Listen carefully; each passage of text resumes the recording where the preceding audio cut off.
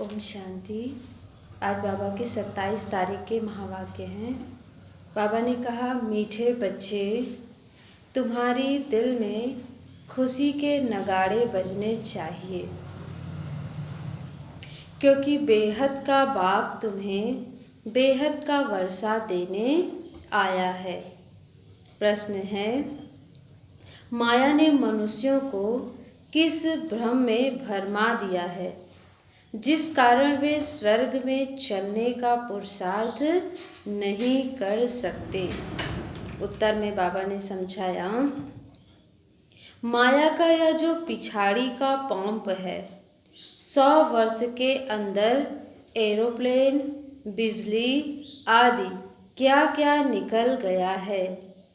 इस पंप को देखते देखते हुए मनुष्य समझते हैं स्वर्ग तो यहाँ ही है, धन है, महल है, गाड़ियाँ हैं। तो बाबा ने कहा ये लास्ट का जो समय है अर्थात भपका है, तो मनुष्य इसी में भरमा गए हैं। बस हमारे लिए यहाँ ही स्वर्ग है। यह माया का सुख है जो भरमा देता है कि यहाँ ही समझते हैं हमारे लिए तो स्वर्ग है, तो अब हम कौन से स्वर्ग में जाएंगे। इसके कारण ही वे स्वर्ग में चलने का पुरुषार्थ नहीं करते हैं, क्योंकि वो सुख उनको यहीं पर मिल रहा होता। वो स्वर्ग का सुख क्या होता है वो उनको पता ही नहीं होता है। तो बाबा ने कहा स्वर्ग में चलने का फिर वो पुरुषार्थ भी नहीं करते हैं। फिर गीत बजा, माता ओ माता तू है सबकी भाग्य विधाता। ओम शांति। अभी या तो बच्चों को समझाया गया है कि जो होकर जाते हैं उनकी महिमा गाई जाती है। भारतवासी तो जानते नहीं, विद्वान पंडित भी नहीं जानते। जगत अम्बा अर्थात जगत के मनुष्यों को रचने वाली माँ, तुम जानते हो किसको जगत अम्बा कहते हैं। वह अभी बच्चों के सम्मुख बैठी है। बाबा ने कहा हम बच्चे तो अब जान गए ना कि जगत अम्बा कौन है। भक्ति मार्ग में तो ऐसे ही गाते आए हैं। तुम बच्चों को अभी ज्ञान मिला है, अर्थात जगत अम्बा का परिचय मिला है। जगत अम्बा के नाम से भी भिन्न भिन्न अनेक चित्र बना दिए हैं। वास्तव में है तो एक ही जगत अम्बा। फिर उनको ही काली कहो, सरस्वती कहो, दुर्गा कहो।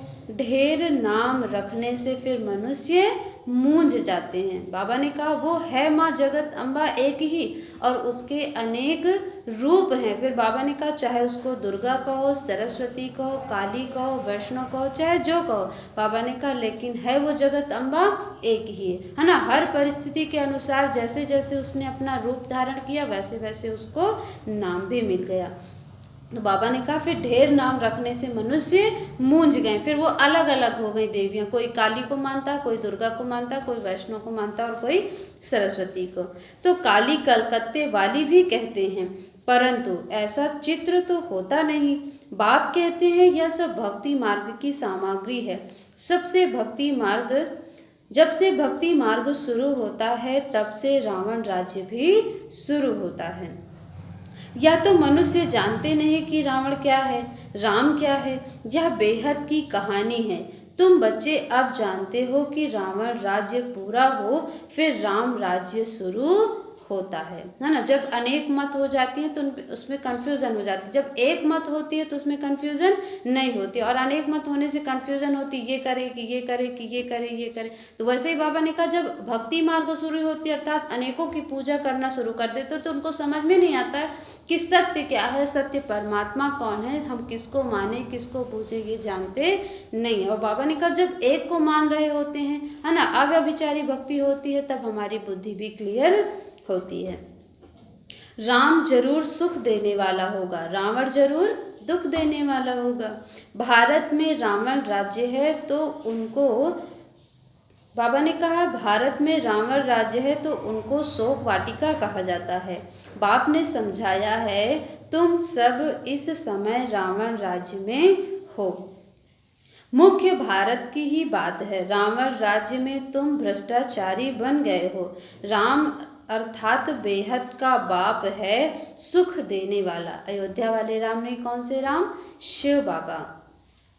इस समय सभी मनुष्य हैं आसुरी मत पर।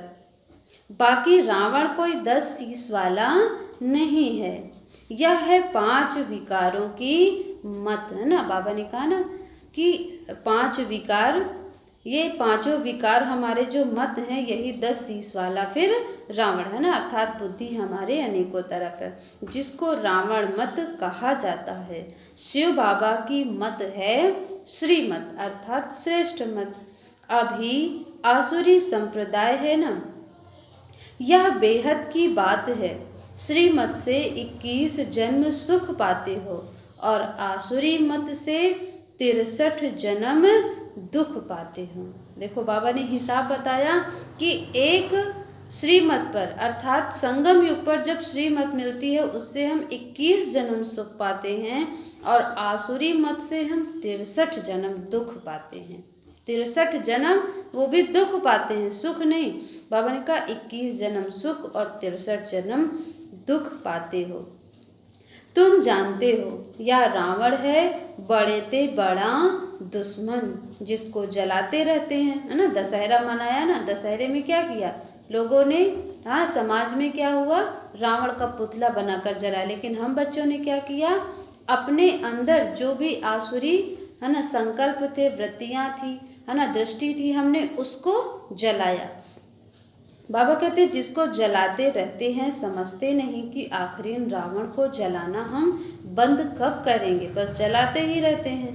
कहते हैं यह रावण को जलाना तो परंपरा से चला आता है, एफिजी बनाए जलाते रहते हैं बरोबर। इस साल इस रावण ने सबको दुख दिया है, खास भारत को तो रावण बड़ा दुश्मन हुआ ना। परंतु इस बेहद के दुश्मन का किसको पता ही नहीं है, इसलिए वो पुतला बनाकर उसका जलाते रहते हैं। बेहद का बाप आकर बेहद का सुख देते हैं, ऐसी सहज बात भी कोई विद्वान पंडित आदि जानते नहीं हैं। वो भी जाकर पुतले को जलाने में मदद करते हैं। तुम बच्चे जानते हो, तो हम उनसे बड़े हुए ना। विद्वान और पंडित तो यह नहीं जानते कि ये पुतला क्यों जलाते हैं, परंतु बाबा ने कहा तुम जानते हो। हमको बेहद के बाप से सुख का वर्षा लेना है, परंतु फिर घड़ी घड़ी तुम बाप को भूल जाते हो। भक्ति मार्ग में तुम पुकारते आए हो, हे बाबा रहम करो, मर्सी ऑन मी। मर्सी तो करता हूँ, बाबा कह रहे हैं मर्सी तो करता हूँ। जिस जिस भावना से देवताओं की पूजा करते हैं तो अल्पकाल का सुख जरूर देता हूँ, और कोई सुख दे नहीं सकता। बाबा ने कहा मैं मर्सी करता हूँ अर्थात रहम करता हूँ, दया करता हूँ। बाबा कहते भक्ति मार्ग में भी देने वाला मैं हूँ और कोई नहीं। कहते हैं गॉड फादर ने यह दिया, भगवान के लिए कहते हैं। फिर ऐसे क्यों कहते हो? यह धन फलाने साधु ने दिया, जबकि सुख देने वाला तो एक बाप है। गाते भी हैं, हे भगवान हमारे दुख दूर करो। फिर ऐसे क्यों कहते फलाने साधु ने हमारा यह दुख दूर किया, बच्चा दिया, समझते हैं उनकी कृपा से सुख मिला। क्योंकि साकार में जो देखते हैं उस पर ज़्यादा विश्वास रहता है। परमात्मा को बस पुकारते हैं, संकल्पों से याद करते हैं ना, बुद्धि से याद करते। तो बाबा ने कहा फिर जब फायदा होता है किसी गुरु विद्वान के पास जाने से तो समझते हैं इस गुरु की कृपा हुई। धंधे में फायदा होता तो समझते हैं गुरु कृपा हुई। नुकसान होता है तो ऐसे नहीं कहते हैं कि गुरु की कृपा हुई, फिर कहेंगे वो सब भगवान ने किया। बेचारे भक्त लोग समझने बिगड़ जो आया सो कहते रहते हैं, जो सुनते उस पर फॉलो करते रहते। यह भी बाबा ने कहा ड्रामा।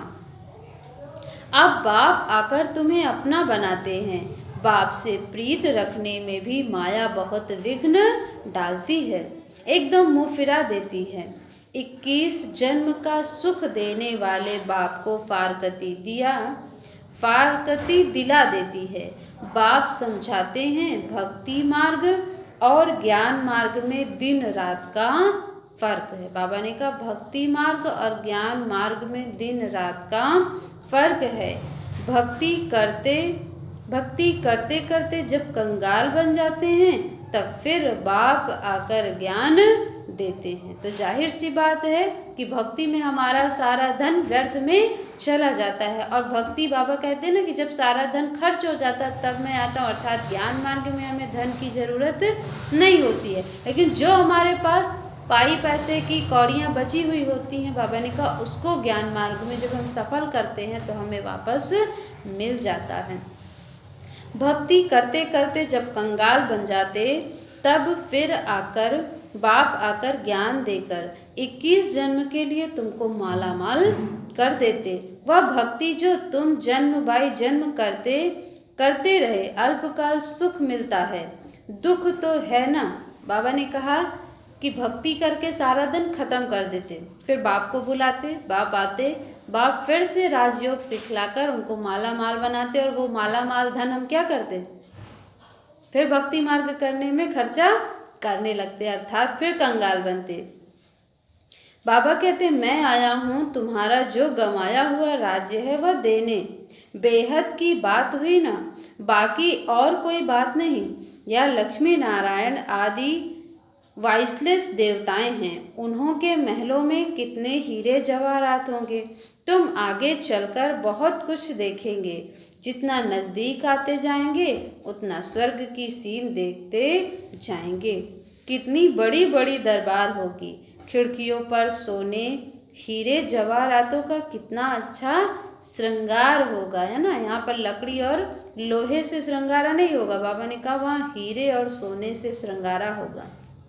बस यह रात पूरी होकर दिन शुरू होगा। जो बैकुंठ तुम दिव्य दृष्टि से देखते हो फिर वह प्रैक्टिकल में जरूर देखेंगे।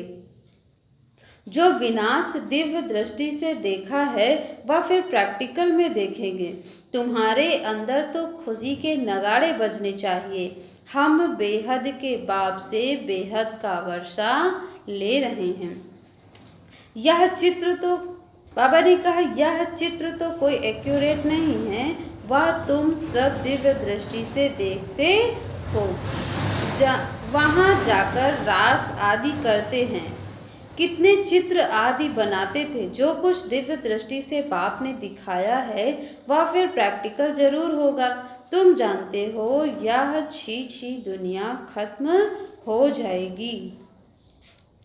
तुम यहाँ बैठे हो श्रीमत पर अपना राज्य लेने के लिए पुरुषार्थ कर रहे हो। तो बाबा कहते कहाँ वह भक्ति मार्ग, कहाँ यह ज्ञान मार्ग। यहाँ भारत का हाल देखो क्या हुआ है। खाने के लिए अन्न नहीं, बड़े बड़े प्लान बना रहे हैं। बाबा ने कहा खाने के लिए अन्न नहीं और बड़े बड़े प्लान बना रहे। टाइम है बाकी थोड़ा सा। उनका प्लान और तुम्हारा प्लान देखो कैसा है। यह बातें कोई शास्त्रों में नहीं है, रामायण आदि में कितनी कहानियाँ लिख दी है। उनका प्लान क्या है, बड़े बड़े मिसाइल बॉम्ब बनाकर पूरे संसार को ख़त्म कर देना ना, यहाँ गिराना आज वहाँ गिराना, इनसे लड़ना उनसे लड़ना, इनका राज्य ले लेना अपना गंवा देना, ये उनका प्लान चल रहा है। लेकिन हम बच्चे इस विनाशी दुनिया में बैठकर एक नई दुनिया तैयार करने के स्वप्न देख रहे हैं। तो बाबा ने कहा उस स्वप्न हम हकीकत में बदलने वाले हैं। तो बाबा कहते रामायण आदि में कितनी कहानियाँ लिखती हैं, परंतु ऐसे तो है नहीं। रावण को फिर वर्ष वर्ष जलाते हैं। बाबा ने कहा रावण को फिर वर्ष वर्ष क्यों जलाते। रावण को जलाया तो वह खत्म हो जाना चाहिए ना, जलाने के बाद चीज खत्म हो जाती। भक्ति मार्ग की आमदनी कैसी और ज्ञान मार्ग की आमदनी कैसी है। बाबा एकदम भंडारा भर देते हैं, उसके लिए मेहनत है। पवित्र जरूर रहना पड़े। गाते भी हैं अमृत छोड़ विष काहे को खाए। अमृत नाम है, अमृतसर में एक तालाब बना दिया। अमृत बाबा ने कहा अमृत नाम से फिर अमृतसर में एक तालाब बना दिया। तालाब में डुबकी मारते हैं। मान सरोवर नाम का भी एक तालाब बना दिया। मानसरोवर का अर्थ भी नहीं समझते हैं। मानसरोवर अर्थात निराकार परम पिता परमात्मा ज्ञान सागर मनुष्य के तन में आकर यह ज्ञान सुनाते हैं। मानसरोवर का अर्थ आज बाबा ने पूरा समझा दिया। क्या समझाया? मानसरोवर का अर्थ है कि निराकार परम पिता परमात्मा ज्ञान का सागर मनुष्य के तन में आकर यह ज्ञान सुनाते हैं। मनुष्यों ने कथाएं आदि कितनी बैठकर फिर बनाई। सर्वशास्त्रमय शिरोमणि भगवत गीता, फिर उसमें श्री कृष्ण वाच डाल दिया। फिर श्री कृष्ण के लिए भी कितनी बातें लिख दी हैं। सर्प ने डसा, स्त्रियों को भगाया, क्या क्या झूठे कलंक लगाए। तो बाबा ने कहा कितने झूठे कलंक लगाए हैं। अभी तुम समझा सकते हो। क्या समझा सकते हैं? बाबा ने कहा अभी तुम समझा सकते हो कि श्री कृष्ण की तो बात ही नहीं है। यह तो ब्रह्मा द्वारा परमपिता परमात्मा ने सभी वेदों शास्त्रों ग्रंथों का सार बैठकर बतलाते हैं। श्री कृष्ण इन सार को सुनकर क्या हुआ, उस पद को प्राप्त किया। बाबा ने कहा वो ये सार नहीं सुनाता है सभी वेदों और शास्त्रों का। बाबा ने कहा वो तो गीता अर्थात परमात्मा के ज्ञान को सुनकर इस पद की प्राप्ति करते हैं। नंबर 1 है श्रीमद् भगवत गीता। भारतवासियों का धर्म शास्त्र एक ही है, उसको खंडन कर दिया है तो बाकी जो बाल बच्चे वेद शास्त्र हैं सब खंडन हो गए। जब मेन ग्रंथ को अर्थात जो पहली ग्रंथ हमारी गीता है उसको खंडन कर दिया तो फिर वो जब खंडन हो गए तो उसके अलग अलग खंडों से भी जो शास्त्र बने, जो गीता वेद शास्त्र बने, फिर बाबा ने कहा वो भी खंडन हो गए। बाप कितनी अच्छी रीति समझाते हैं, फिर भी चलते चलते माया के थप्पड़ खाते रहते हैं, धारणा नहीं करते। यह है युद्ध स्थल। बाबा ने कहा तुम हो बच्चे जो ब्राह्मण बने हो। गीता आदि में तो कोई ऐसी बातें लिखी नहीं है। ब्रह्मा की मुख वंशावली है, ब्रह्मा द्वारा यज्ञ रचा गया। रुद्र ज्ञान यज्ञ तो बरोबर है, फिर युद्ध का मैदान कहाँ से आया? गाया भी हुआ है राजस्व अश्वमेघ अविनाशी रुद्र गीता ज्ञान यज्ञ। या जो रथ है उसको हम बलि चढ़ाते हैं, अर्थात इस यज्ञ में हम संपूर्ण बलिहार जाते। तो बाबा कहते वह फिर दक्ष प्रजापति का यज्ञ रच घोड़े को बैठ स्वाहा करते हैं। क्या क्या लिख दिया है तुम जानते हो। सतयुग में भारत स्वर्ग था तो जरूर वहाँ बहुत थोड़े ही होंगे, है ना। ज़्यादा हो जाएंगे तो फिर भारत के जैसा हाल वहाँ का हो जाएगा, अर्थात खाने को अन्न नहीं मिलेगा। तो बाबा ने कहा सुख अर्थात जहाँ थोड़े लोग होंगे। देवी देवता थोड़े थे, जमुना के कंठे पर बरोबर राज्य होगा।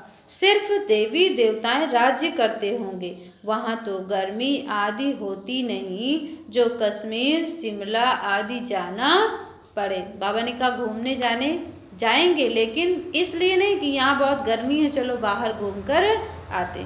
तो बाबा कहते वहाँ बाहर नहीं जाना पड़ेगा। तत्व भी बिल्कुल सतो प्रधान हो जाते, या भी समझने वाले समझे।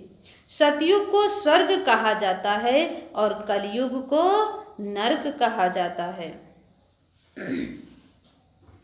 द्वापर को इतना नरक नहीं कहेंगे। बाबा ने कहा द्वापर को इतना नरक नहीं कहेंगे।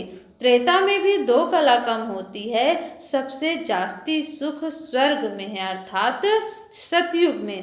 कहते हैं फलाना स्वर्ग पधारा, परंतु स्वर्ग का अर्थ नहीं समझते। स्वर्गवासी हुआ तो जरूर नरक में था ना। बाबा ने कहा कहते हैं स्वर्गवासी हुआ तो जरूर नरक में था। हर एक मनुष्य नरक में है, अभी उसको कहाँ जाना है? स्वर्ग। अभी बाप तुमको बेहद का राज्य देते, वहाँ तो सब कुछ तुम्हारा रहेगा। तुम्हारी पृथ्वी, तुम्हारा आकाश, और तुम्हारा राज्य भी होगा। बाबा कहते तुम अटल अखंड शांतिमय राज्य करेंगे, दुख का नाम ही नहीं होगा। वहाँ पर चैन और सुख होगा। बाबा ने कहा दुख का कोई नाम निशान होगा ही नहीं। तो उनके लिए कितना पुरुषार्थ करना चाहिए। अवस्थाएं बच्चों की कैसी हैं जानते भी हैं। हमारे मम्मा बाबा बहुत अच्छी रीति पुरुषार्थ करते हैं, क्यों नहीं हम भी पुरुषार्थ कर वर्षा ले में। मम्मा बाबा करते तो क्या मम्मा बाबा ही अकेले स्वर्ग में जाकर राज्य करेंगे। बाबा ने कहा नहीं, हमारे बच्चे भी ऊंचा पद प्राप्त करें, बाबा की ये आस रहती। तो बाबा कहते क्यों नहीं हम भी पुरुषार्थ कर ऊंचा पद लेवे। अर्थात हमको भी ये लगन होनी चाहिए कि हम भी माँ बाप के समान बने। बाप कहते हैं बच्चे थक मत जाना, श्रीमत पर चलते रहना, श्रीमत को कभी भूलना नहीं। इसमें बड़ी सावधानी चाहिए। जो कुछ करो पूछो बाबा हम इसमें मूझते हैं, इसे करने में हमारे ऊपर कोई पाप तो नहीं लगेगा। बाबा कभी कोई से लेता नहीं है। बाबा ने कहा कोई भी बात में मूझते हैं तो बाबा के पास जाकर बाबा से उसके लिए राय ले लें कि बाबा हमारे ऊपर इस काम का बोझ तो नहीं चढ़ेगा, अर्थात पाप तो नहीं लगेगा। बाबा कभी कोई से लेता नहीं है। भक्ति मार्ग में भी ईश्वर अर्थ दान करते हैं तो रिटर्न में फिर लेते हैं। शिव बाबा लेकर क्या करेंगे, उनको कोई महल तो नहीं बनाने हैं, सब कुछ बच्चों के लिए करते हैं। बाबा तो सदा निराकार रहता है ना। हम बच्चों के सामने आने के लिए वो साकार का तन लेता है, बाकी उसको शरीर की जरूरत, साकार तन की जरूरत नहीं पड़ती। तो वो सदैव निराकार है, तो वो निराकारी दुनिया में जाकर बैठ जाते। तो बाबा ने कहा फिर निराकार के लिए महल की जरूरत तो है नहीं। तो बाबा कहते सब कुछ बच्चों के लिए है। मकान बनवाते हैं वह भी तुम्हारे पिछाड़ी में रहने के लिए। तुम्हारा यादगार मंदिर भी यहाँ है, तुम भी यहाँ बैठे हो। जो सर्विसेबल बच्चे हैं वह आगे चल बहुत रौनक देखेंगे, यहाँ बैठे बैठे चक्र लगाते रहेंगे। स्वर्ग में फिर वहाँ जाकर महल बनाएंगे। मकान की कंपटीशन होती है ना। अभी तुम 100 वर्ष में कितना बनाया है ना, कि पहले इतना मकान नहीं था। भारत को जैसे बहिष्त बना दिया है तो वहाँ 100 वर्ष में समझते हो क्या नहीं होगा। साइंस सारी तुमको वहाँ काम में आती है। साइंस का सुख ही वहाँ है, यहाँ तो दुख है। बाबा ने कहा वहाँ साइंस का सुख होगा लेकिन उससे दुख हमें नहीं मिलता। बाबा ने कहा यहाँ साइंस का सुख है तो उतना ही हमें उससे दुख भी मिलता है। साइंस पर कितनी मेहनत करते तुम बच्चे समझते हो कि यह सिर्फ फाफा मार रहे हैं, अर्थात अपनी बड़ाई कर रहे हैं। अल्पकाल क्षण भंगुर सुख है, यह माया का पिछाड़ी का पंप है। यह एरोप्लेन रॉकेट आदि में भी, बाबा ने कहा यह एरोप्लेन रॉकेट आदि में अभी जाते हैं, आगे यह सब साधन थे नहीं, बिजली आदि भी नहीं थी, है ना। पहले तो बिजली भी नहीं थी, क्या करते थे अपने घर में दिया जलाते थे, अर्थात लालटेन जलाते थे। यह सब है माया का सुख जो मनुष्य को भरमाता है। मनुष्य समझते हैं बस यही स्वर्ग है। विमान आदि स्वर्ग में थे, अभी स्वर्ग है ना, यह भी नहीं समझते कि स्वर्ग के लिए तो अब तैयारी हो रही है। समझते हैं धन है, महल है, बस और क्या चाहिए, हमारे लिए यहाँ ही स्वर्ग है। अच्छा तुम्हारी तकदीर में यही स्वर्ग है, हमको तो मेहनत कर सच्चे सच्चे स्वर्ग में चलना है ना। बाहर वाले दुनिया वाले क्या कहते हैं हमारे लिए तो यही स्वर्ग है। तो हम बच्चों की बुद्धि में क्या कि हमें झूठे मूठे स्वर्ग में नहीं रहना, दुख वाले स्वर्ग में नहीं रहना, हमें कहाँ जाना है सच्चे सच्चे वाले स्वर्ग में, अर्थात जहाँ दुख का नाम निशान ना हो। तो बाबा कहते जिसके लिए तुम पुरुषार्थ करते हो, पुरुषार्थ में ढीला नहीं पड़ना है, गृहस्थ व्यवहार में रह पुरुषार्थ करना है, सर्विस करनी है। बाबा कहते खुद पवित्र बन, फिर अपने मित्र संबंधियों आदि को भी लायक बनाओ, मीठी मीठी बातें सुनाओ। बाबा ने दो बाप की बात अर्थात पॉइंट बहुत अच्छी रीति से समझाई है। वर्षा बाप से मिलता है जायदाद का, बाबा ने कहा वर्षा बाप से मिलता है जायदाद का। अच्छा, फिर बाबा ने याद प्यार दिया हम बच्चों को। मीठे मीठे सिकीलदे बच्चों प्रति माता पिता बाप दादा का याद प्यार और गुड मॉर्निंग। रूहानी बाप की रूहानी बच्चों को नमस्ते। हम रूहानी बच्चों की रूहानी बाप दादा को नमस्ते। धारणा के लिए मुख्य सार पहली पॉइंट है, पुरुषार्थ में कभी भी थकना नहीं है, बड़ी सावधानी से श्रीमत पर चलते रहना है, मूंझना नहीं है। फिर दूसरी पॉइंट है, कोई भी पाप कर्म नहीं करना है, सच्चे सच्चे स्वर्ग में चलने के लिए पवित्र बनने और बनाने की सेवा करनी है। वरदान दिया बाबा ने, निश्चय बुद्धि बन, लौकिक में अलौकिक भावना रखने वाले डबल सेवाधारी ट्रस्टी भव। निश्चय बुद्धि बन, लौकिक में अलौकिक भावना रखने वाले डबल सेवाधारी ट्रस्टी भव। डिटेल में बाबा ने समझाया, कई बच्चे सेवा करते करते थक जाते हैं, सोचते हैं या तो कभी बदलना ही नहीं है। ऐसे दिल शिकस्त नहीं बनो, निश्चय बुद्धि बन, मेरेपन के संबंध से न्यारे हो चलते चलो। कोई कोई आत्माओं का भक्ति का हिसाब किताब चुप्त होने में थोड़ा समय लगता है, इसलिए धीरज धर, साक्षी